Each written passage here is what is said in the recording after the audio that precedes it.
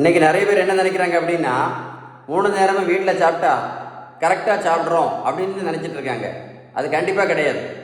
ஏன் அப்படின்னா நீங்களே பாருங்களேன், ஆஃபீஸில் ஒரு லேடி ஒர்க் பண்ணிகிட்டு இருக்காங்க இப்போ ஆஃபீஸில், சரியா? ஸோ காலையில் எங்கே சாப்பிடுவாங்க? வீட்டில் டிஃபன் சாப்பிடுவாங்க. மத்தியானம் வீட்டிலேருந்து சாப்பாடு கொண்டு போவாங்க. சாயங்காலம் நைட் எங்கே சாப்பிடுவாங்க? வீட்டில் தான் சாப்பிடுவாங்க. அப்படி இருந்த பிறகு கூட 3 நேரம் வீட்டில் சாப்பிட்ட பிறகு கூட நிறைய பேர் பார்த்துருப்பீங்க, சுகர் மாத்திரை, ப்ரெஷர் மாத்திரை, கொலஸ்ட்ரால் மாத்திரை, இன்சுலின் போட்டுட்ருக்காங்களே. அப்போ என்ன முக்கியம்?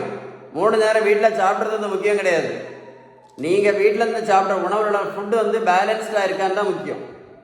டயட் வந்து பேலன்ஸ்டாக இருந்தால் மட்டும்தான், நல்லா கேட்டுவிடுங்க, நம்ம வீட்டில் சாப்பிட்ற உணவு பேலன்ஸ்டாக இருந்தால் மட்டும்தான் இந்த இன்சுலின் ரெசிஸ்டன்ஸ் வராமல் தப்ப முடியும்.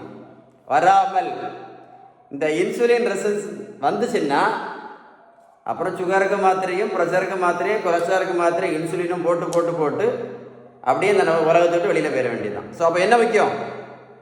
பேலன்ஸ்டு டயட் தான் வெரி முக்கியம். இந்த வீடியோ சேவ் பண்ணி வைங்க, அவர் கூட போட்டு கேளுங்க. நான் சொன்ன விஷயம் கரெக்டாக இருக்கும்.